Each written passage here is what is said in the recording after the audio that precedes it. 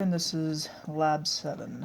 So, before we get started, I will admit that I jumped the gun a little bit before starting this video, so my pieces of clay have already been divided and somewhat molded into the shapes they will be utilized for this lab, but for reference and to show that they were measured out to be approximately the 9 inches in 2x2 that the lab describes. Here are the other remaining pieces that will be used later.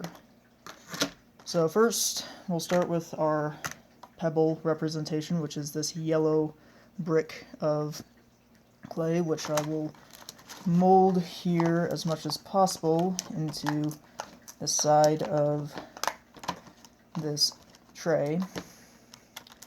Once that's there to where it's fairly well stuck, I will add the sand representation, which is this red clay, which is supposed to act somewhat like a ramp, as much as I can make it.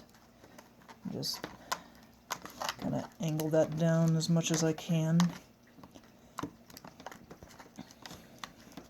to where it's taking up about a third of this little plastic mold.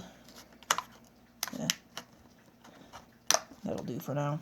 And then our last bit of clay that we'll be using is this green chunk, which will be our silt, which will lay to cover about half of the red clay here.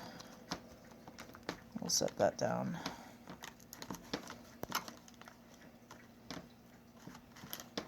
And so now we have our 3 representations and layers. We will add our 50 milliliters of flour into this empty space here. Just kind of shake that around, sift that around a little bit, and the flour will be a representation of our carbonate sediments. And so that will be the first setup of this lab. You can stop.